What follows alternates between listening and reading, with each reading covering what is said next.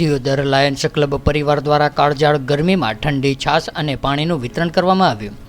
ધગધગતી ગરમીના મોસમમાં લોકોને ગરમીથી હાલ બેહાલ થઈ રહ્યા છે, ત્યારે બનાસકાંઠા જિલ્લામાં દિયોદરમાંથી આજુબાજુના ગામડાઓમાંથી આવતા લોકોને ગરમીથી રાહત મળી રહે તે માટે ગુજરાત એગ્રો સેન્ટર દ્વારા ઠંડી છાશ અને પાણીની પરબની વ્યવસ્થા કરવામાં આવી હતી, જેમાં દિયોદર લાયન્સ ક્લબ પરિવારના પ્રમુખ શ્રી વિપુલભાઈ જોશી, ઉપપ્રમુખ Pradeepbhai Shah, project chairman Shri Sabirbhai Memon, Gujarat agro centre Deodar દ્વારા છાશ વિતરણ અને પાણીની પરબ ચાલુ કરવામાં આવી હતી।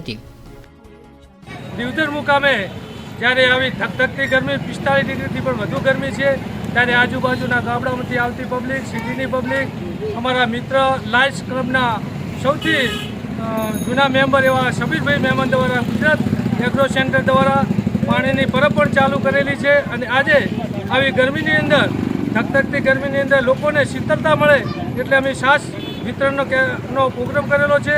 અને આજની તારીખની અંદર અમે 700 લીટરથી પણ વધુ છાશ લોકો સુધી પહોંચતી થાય એવા પ્રયત્ન કર્યા છે। અંદાજિત 3000થી પણ વધુ લોકો આજે આ છાશનો ઉપયોગ કરી અને એમને શીતળતા મળે એવી પ્રાર્થના કરીએ છીએ। અને તમામ મિત્રોને આ ગરમીનો પ્રકોપ ચાલી રહ્યો છે ત્યારે સાથે સાથે એક વિનંતી કરીએ છીએ કે ગમે એટલી એસી લગાવશો, પરંતુ જો આપણે એક વૃક્ષ નહીં લગાવીએ તો ગરમી સતત વધી રહી છે, એનું પણ ધ્યાન રાખી અને ભવિષ્યની અંદર આપણા ઘરે એક નહીં તો અનેક વૃક્ષો વાવી અને વૃક્ષનું સાથે સાથે જતન થાય એના માટે પણ પ્રયત્ન કરવા હું લાયન્સ ક્લબ પરિવારમાંથી પ્રાર્થના કરું છું। જય લાયન્સ। આપણે દિયોદર તાલુકામાં આપણું ગામ મોટું ગામ છે અને ગામડાની વસ્તી આપણા ગામમાં ખરીદી કરવા માટે આવતી હોય છે, તો એમને ગરમીના અંદર આજ સુધી સખત ગરમીના અંદર એમને ગુસ્સા છીપાઈને દિલને ઠંડક થાય એ માટે અમે આજે છાશનો પ્રોગ્રામ લાયન્સ ક્લબ અને ગુજરાત એગ્રો સેન્ટર સબીરભાઈ વતી રાખવામાં આવ્યો છે। અને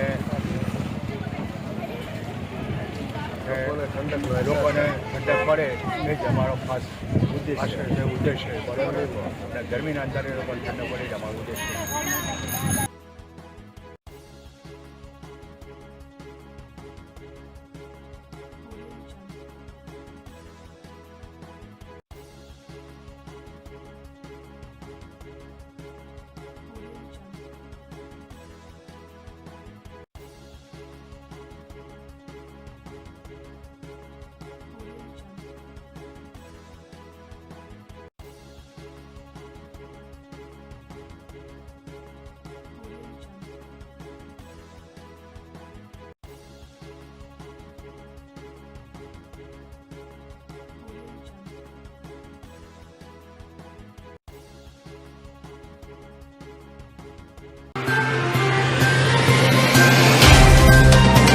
तो व्हाट्सएप, ट्विटर, फेसबुक, इंस्टा जहाँ भी आपका अकाउंट है, इसे शेयर बटन के द्वारा वहाँ पर शेयर करें।